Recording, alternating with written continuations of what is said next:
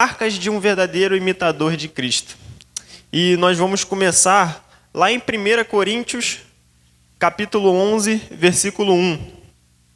Na palavra do apóstolo Paulo, 1 Coríntios 11, versículo 1, que diz assim: Sede meus imitadores, como também eu sou de Cristo. Vamos orar para que Deus possa abençoar a nossa mensagem nessa noite? Pai, muito obrigado, Senhor, porque nós estamos aqui em Tua presença, Senhor. Obrigado, meu Pai, porque essas portas estão abertas e neste momento, Senhor, nós podemos falar contigo, com o Senhor dos Senhores, o Rei dos Reis, aquele que é verdadeiramente o nosso Pai, aquele o qual a nossa vida depende exclusivamente de Ti. E, Pai, que esta noite o Senhor venha falar conosco, Senhor, que a nossa palavra, a palavra que é Tua, Senhor, que o Senhor nos deu, está aberta agora, Senhor. E, Pai, em nome de Jesus, que possa acontecer, Senhor, a profecia que o Senhor tem para sobre nós, que possa acontecer essa noite. Que nós venhamos aqui para aprender da Tua palavra, Senhor. Não somente filosofias humanas, Senhor, mas a Tua palavra que está aberta. Muito obrigado, Senhor, por tudo. Nós pedimos, nós já te agradecemos, Senhor. Em nome de Jesus, amém.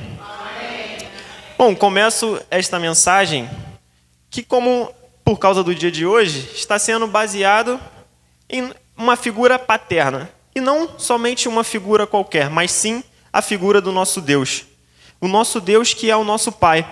E como nós somos filhos dele, nós temos as características de um pai. É comum a gente ver nos primeiros anos da vida de uma pessoa, nos primeiros meses de vida de um bebê, que basicamente o bebê ele vive de imitação.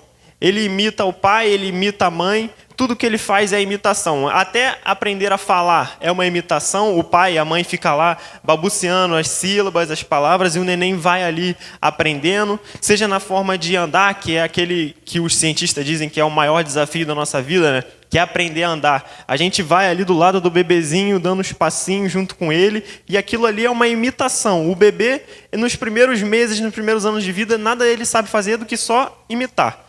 Então, como nós vamos hoje, vamos aqui começar a palavra falando, vamos imitar a Cristo. Sede meus imitadores. É isso que Paulo está mostrando aqui. Se você é um cristão, se você é filho de Deus, se você é aquele que diz, eu tenho um pai espiritual, a partir desse momento você tem que imitar as ações de Cristo. É isso que Paulo ele estabelece aqui. Ele estabelece que o padrão do comportamento do cristão é imitar o caráter de Jesus. Imitar o que Jesus fez nessa terra. Nós, como os filhos biológicos, herdamos os nossos pais, mesmo eles sendo falhos, sendo também pecadores como nós, como todos os humanos são.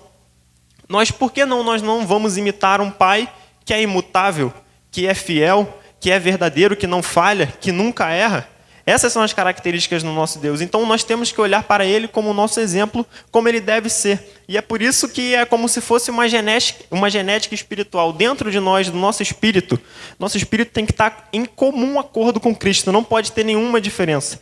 É isso que nós temos que estar sempre atentos. Nós temos que ser, como estar ali na palavra, sede meus imitadores, como também eu sou de Cristo. E Paulo ele sempre levava esse tipo de palavra para as suas igrejas. Porque as igrejas de Paulo não eram perfeitas, claro. Humano, nada vai ser perfeito. Sempre nas igrejas de Paulo tinham problemas, tinham discussões humanas, tinham momentos também de fracos, como ele mesmo disse. Mas ele sempre falava, se vocês me consideram como o seu pastor, se vocês me consideram como quem está à frente dessa igreja, olhe para mim, porque eu estou querendo sempre chegar mais perto que eu posso de ser um imitador de Cristo. E é isso que nós vamos ver na mensagem de hoje. No próximo texto, eu quero trazer para vocês, que está lá em Filipenses.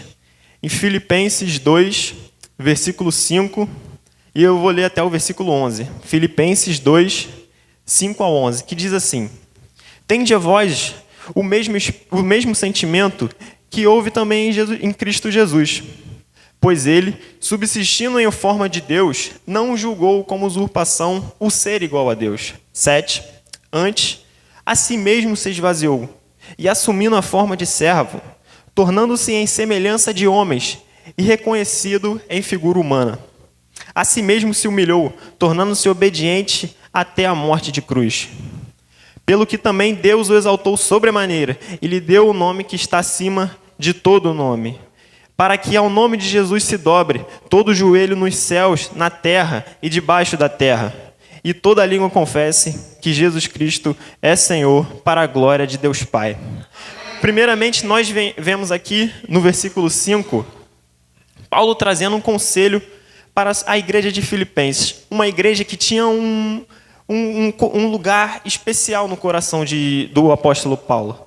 Porque nós podemos lembrar que quando Paulo precisou, foi a única igreja que se associou com ele no tocante às ofertas, como ele mesmo disse, que quando ele estava necessitado, foi a única oferta que chegou com ele, com os donativos que ele precisava naquele momento. Então era uma igreja que tinha um lugar especial no coração dele. Mas naquele momento, a igreja de Filipenses vivia um período que estava dividido. Tinha muitas brigas dentro da igreja de Filipenses, inclusive não só com os homens, mas também com as mulheres. Porque ali, por ser uma colônia romana, os cidadãos buscavam sempre por status. Tudo era status. Eles sempre queriam estar de um jeito, querendo passar por cima dos outros, querendo aumentar o seu ego, aumentar o seu ser. E Paulo vem, claro, com a sua dica naquele momento. Ele olha para as pessoas que olhavam para ele como um líder espiritual que ele sim era, e fala: tem de vós o mesmo sentimento que houve também em Cristo Jesus. E a partir desse momento entra o que nós vimos em 1 Coríntios 11, sede meus imitadores. Um exemplo de alguém que se esvaziou, que é isso que Paulo está aqui mostrando para nós. No versículos seguintes, ele mostra que o Deus Todo-Poderoso, aquele que olhou para si mesmo e viu todo vestido de glória e todo-poderoso, cheio de poder, cheio de tudo que ele poderia fazer, que com uma só palavra ele falava: haja luz, e houve luz. A partir daquele momento, ele olhou para si mesmo, olhou para quem estava à volta, olhou para a terra, não viu ninguém que poderia morrer para nós, que poderia aperfeiçoar com uma só oferta. Então o que ele fez? Ele não julgou como usurpação ser igual a Deus. Sabe o que isso quer dizer? Quando ele viu que ele tinha que se fazer carne, ele tinha que se humilhar, ele não julgou, ele não tomou outro lugar. Por exemplo, como que eu posso tomar por usurpação? Eu posso falar assim: eu sou Deus. Você pode falar assim: eu também tenho poder, eu sou Deus. Não, você está tomando um lugar que não é seu. Você não tem poder. Igual foi o que aconteceu com o Lúcifer quando ele era anjo ainda. Ele falou: eu quero ser Deus também, eu quero ter poder. Ele estava tomando como usurpação ser igual a Deus. Ele estava querendo algo que ele não podia ser, porque só um pode ter todo o poder, que é Jesus. Então ali, a partir daquele momento em que Deus se esvazia, ele se humilha. E ali naquele momento, quando ele vem ao mundo, ele vem num estábulo, ele vem sendo o menor, ele vem nascendo junto com animais, ali num momento improvisado, e você pensa: nossa, mas como é que pode o Deus Todo-Poderoso se apequenar desse jeito, se fazer carne, se fazer pequeno, se fazer frágil e se fazer tamanho a humilhação, que foi o paradoxo da humilhação, quando Paulo está explicando para os filipenses: olha só, como é que vocês querem ser imitadores de Cristo se vocês têm um ego super elevado? Olha o que Jesus fez por vocês. Olha o tamanho do abrir mão de si mesmo que vocês têm que fazer para vocês. É a mesma coisa que Jesus fez. Olha o que ele fez. Então, é por isso que Paulo, nesse momento, está usando esse exemplo. E ali, quando ele fala assim: tornando-se em semelhança de homens e reconhecendo em figura humana.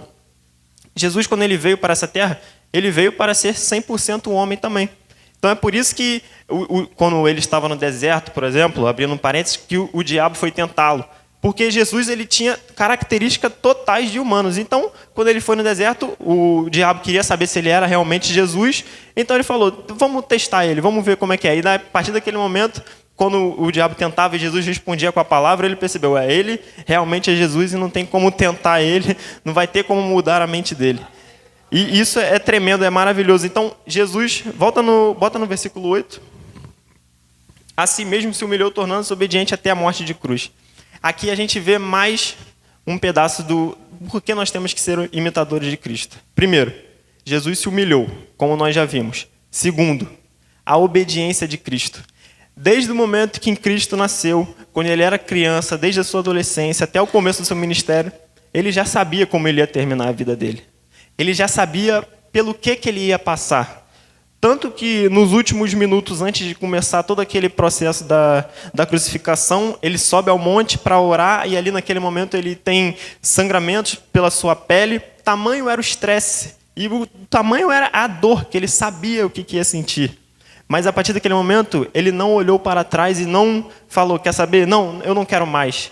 Não, ele continuou como um cordeiro, que era santo e não foi caminhando para aquela cruz como alguém que foi humilhado, como um Cristo que foi derrotado. Não, ele caminhou para aquela cruz porque ali é que ele foi exaltado. Naquele momento, quando ele estava fraco, quando ele estava... Parece que as pessoas à volta estavam ali derrotando o inimigo, estavam cuspindo nele, estavam socando ele.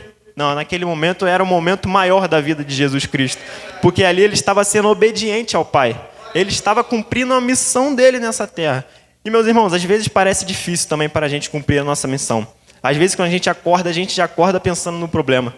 Mas, meus irmãos, podem ter certeza, vamos ser fiéis, vamos continuar na nossa caminhada, vamos ser obedientes, vamos continuar nos diminuindo, abrindo mão do nosso ser, abrindo mão da ignorância humana, de não saber, eu não sei o que vai ter na curva, eu não sei o que me espera ali na frente. Deus sabe, e mesmo assim ele se humilhou, e mesmo assim ele foi obediente. No versículo 9, pelo que também Deus o exaltou sobremaneira. Olha só que interessante, a partir do momento em que você, como nós já vimos, Deus ele se diminuiu, abriu mão de si mesmo, se humilhou, foi obediente.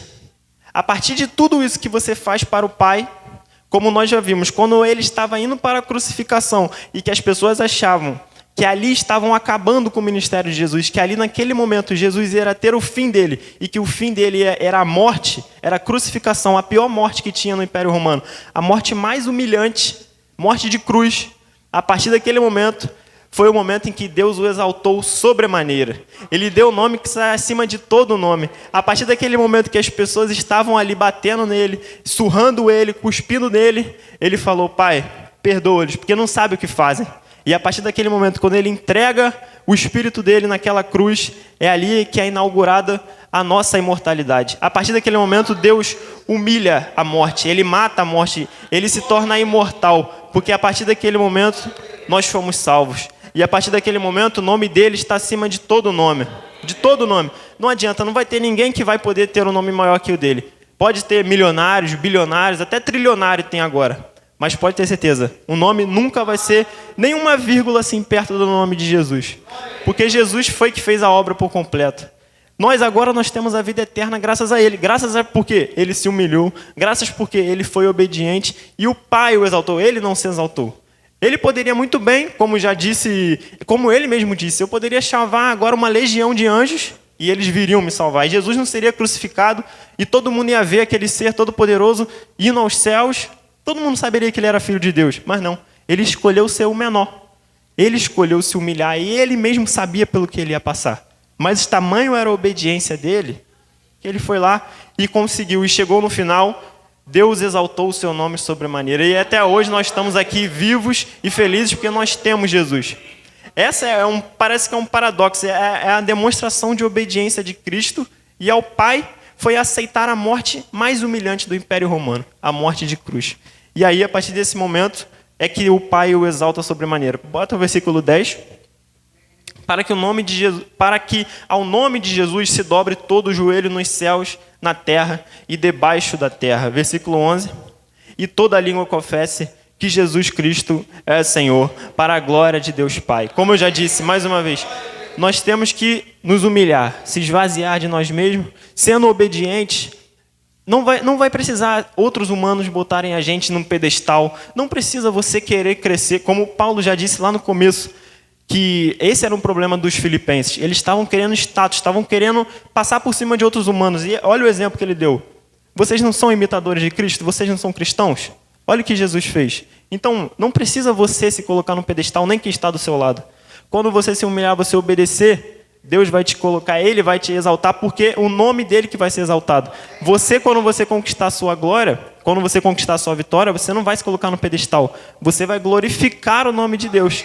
E é isso que nós vamos ver agora no próximo texto, que está lá em Lucas, capítulo 8, versículo 40. Lucas 8, 40.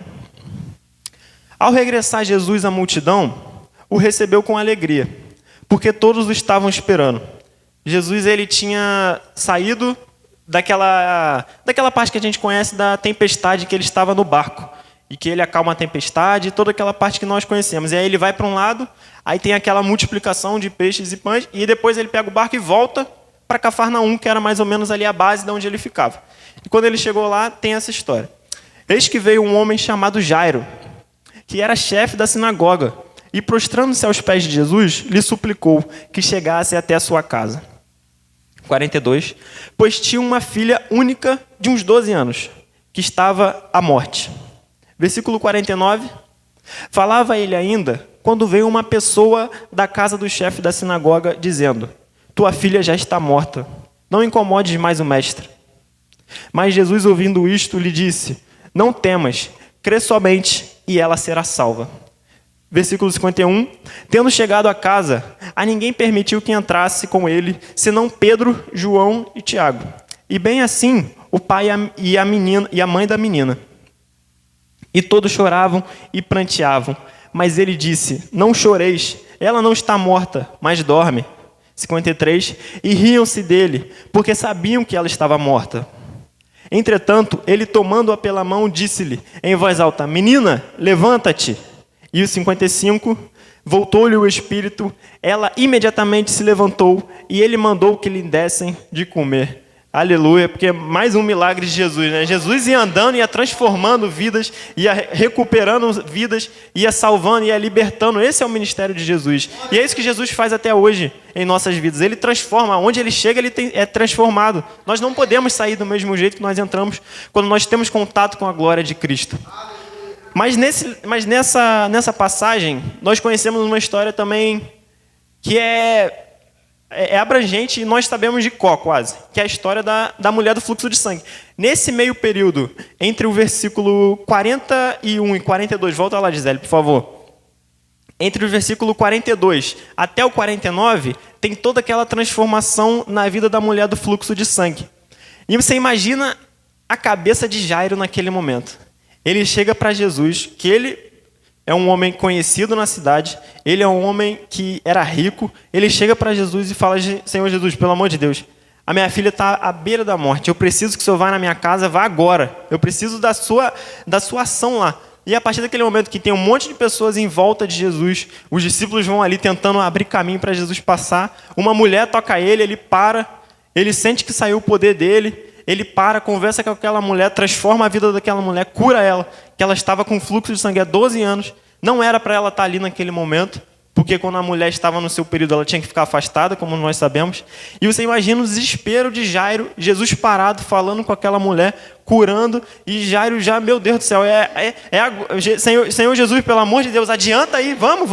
E nada que Jesus sair daquele lugar, porque ele está no tempo dele. É mais uma coisa que nós temos que entender. Jesus está no tempo dele. Ele sabe o que ele faz. Ele vai chegar na hora certa. É igual, por exemplo, quando a Marta falou: Senhor, seu amigo já morreu. Já tem 4 dias que ele morreu.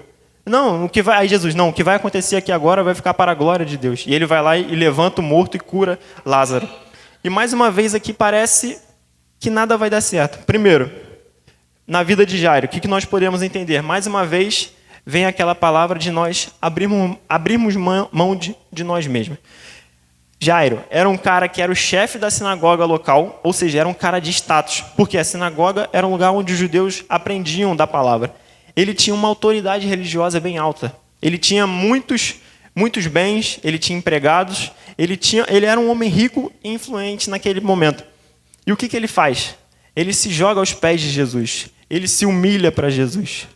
A partir daquele momento, e mais uma coisa importante, ele vem com muita fé. Põe ali para mim a parte do... Isso, Jesus que está lá. E prostrando-se aos pés de Jesus, lhe suplicou. Ou seja, ele pede e ele sabe o que Jesus vai fazer. Quando ele chega para Jesus, ele fala: Senhor Jesus, a minha filha está à beira de morrer. Cura ela para mim, eu quero que o Senhor cure. Ele não vem: Pai, se por um acaso, será que o Senhor consegue? Não, ele fala, ele suplica, ele fala: vai à minha casa, porque só tu é a salvação.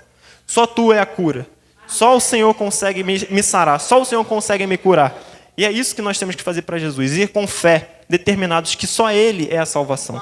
Só Ele que pode nos tirar de onde nós estamos. E nesse momento, Jairo estava ali no momento de extrema aflição, porque era a sua única filha. Ele, naqueles dias antigos, como era na época de Jesus, nós sabemos que não era tão fácil assim ter um filho. Nós sabemos que as mulheres tinham muitos filhos e morriam também muitas crianças, né? Não é igual hoje, a medicina não era avançada. Mas ele só tinha uma única filha, uma filha já de 12 anos, e ela estava muito doente. E a partir desse momento, depois da humilhação de Jairo, e depois dele demonstrar a fé, nós vamos até o versículo 49, que diz assim: falava ele ainda quando veio uma pessoa da casa, dizendo, tua filha já está morta. E mais uma vez, parece que o mundo tenta nos jogar, tenta nos falar para a gente que não adianta correr para Cristo. Não adianta você querer se humilhar, não adianta você chegar perto de Deus, porque já está feito, já está condenado. É igual, mais uma vez, igual Marta fez, Senhor, já está condenado, não tem mais salvação. Mais uma vez, uma pessoa vem aqui e fala para o chefe da sinagoga, olha, não adianta o mestre ir na sua casa, porque já era, já está feito, a menina morreu, nem Jesus pode levantar isso daí. Não, meus irmãos, nós não podemos levar isso em consideração, nós não podemos levar as palavras que estão do lado de fora da nossa vida, dessas pessoas que querem nos jogar para baixo. E Jairo nos dá aqui uma importância muito grande, que é, a partir do momento que nós vamos até Jesus, que nós nos humilhamos, abrimos mão de nós mesmos, demonstramos a fé, demonstramos que só Jesus é a nossa esperança, o que acontece? Jesus vem, como um bom pai que Ele é, nos dá a mão, nos pega pela mão e fala, nós vamos até o problema juntos. Jairo e Jesus vão até a casa dele e lá tem a cura, lá tem transformação. E é isso que nós vemos no próximo, no 50. Mas Jesus, ouvindo isso, lhe disse, não temas, crê somente. Está vendo? Mais uma chave. Jesus te pega pela mão e fala, creia. Você veio até mim, você sabe o que eu posso fazer, agora é a sua hora, agora você tem que crer. E Jesus pega a mão de Jairo e fala, crê somente. E Jairo, eu tenho certeza que ali ele não duvidou. A partir do momento, mesmo vendo mais um funcionário da casa dele falar, já está morta. A partir daquele momento, quando Jesus pega ele pela mão e fala, crê somente, ele crê. E ele vai absoluto da fé. E chegando lá, nos próximos versículos, tendo chegado à casa, ninguém permitiu que entrasse. Próximo. E todos choravam e pranteavam. Ou seja, a volta da casa de Jairo já estava ali um clima pesaroso. Já estava um clima horrível. Era praticamente já um velório. A menina tinha acabado de morrer e já estavam querendo enterrar. A menina ali, e quando Jesus chega, ele fala, não, ela não está morta não, ela apenas dorme. E eles riam. Por quê? Porque é assim, a vida, às vezes a gente está num ambiente que as pessoas à volta, elas já querem já dar como fim, elas já querem dar como, aconteceu uma coisa aqui, não, então vamos fechar esse negócio. Olha, vamos terminar esse relacionamento, já foi, não tem mais o que fazer, esse relacionamento já acabou. Seu pai, ele é ruim com você, então esquece ele, não fala mais com seu pai, sua mãe, não fala mais com seu pai, com a sua mãe, não fala mais com seu marido, com a sua mulher. E assim as pessoas são, tudo elas já querem finalizar, elas já querem fazer o velório, enterrar e pronto. Mas não, Deus não veio nessa vida para enterrar, Deus não veio nessa vida para dar um ponto final, Deus veio nessa vida para levantar aquele que está morto e falar, apenas dorme. Essa é a morte para o cristão. Cristão, quando a gente partir dessa terra, a gente não vai morrer, a gente vai apenas dormir, nosso corpo carnal aqui vai dormir e a gente vai acordar na glória de Cristo. Então é por isso que ele olha para a menina e fala, ela apenas dorme. E a partir daquele momento, o que acontece? Transformação na vida de todos que estão ali. Porque Jesus faz isso, Jesus transforma. E é por isso, por causa da fé de Jairo, porque ele se humilhou, porque ele foi obediente, porque ele teve fé, ele conseguiu a sua vitória, que foi a ressuscitação da sua filha. E a resposta de Jesus diante de um decreto de morte é, não temas, crê somente, e ela será salva, e a menina foi salva, como nós vemos no versículo, no próximo. Entretanto, ele tomando-a pela mão, disse-lhe em voz alta, menina, levanta. E hoje, mais uma vez, Jesus fala para nós, menino, menina, levanta. Vamos, nós não estamos mortos, nós caímos, podemos cair, mas nós temos um Pai que nos segura pela mão. A partir daquele momento que a gente parece que a gente vai cair, que a gente vai tomar um tropeção, o nosso Pai, que é fiel, segura a gente pela mão. Porque quando nós mostramos as características dele, nós estamos aqui imitando ele, nós estamos aqui nos humilhando, sendo obedientes. Ele não vai nos largar, porque Ele é um bom pai e nós somos bons filhos para Ele. E essa é a mensagem que eu quero trazer para vocês hoje. Nesse Dia dos Pais, se você quer ser um bom pai, olhe para Cristo. Se você quer ser um bom filho, olhe para Cristo. Se você quer ser um bom irmão, um bom esposo, boa esposa, olhe para Cristo.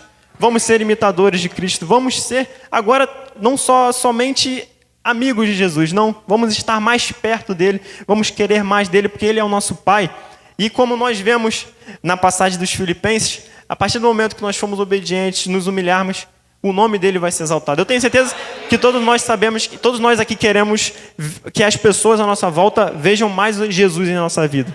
Nós queremos que as pessoas vejam a glória de Deus Pai na nossa vida. Nós não queremos ser somente crentes de igreja de parede preta, igreja com fumaça, nada disso. Nós queremos brilhar a glória de Deus em nossas vidas. E para Deus ser glorificado em nossas vidas, nós temos que ser imitadores dele. Vamos fazer como Jairo, vamos fazer como o apóstolo Paulo, imitadores de Cristo, para que a nossa vida possa ser melhor, para que a nossa vida, às vezes, parecer que morreu, mas não morreu, só está dormindo. E vai acordar e vai levantar, porque Deus nos segura pela mão. E essa é a mensagem nessa noite, amém?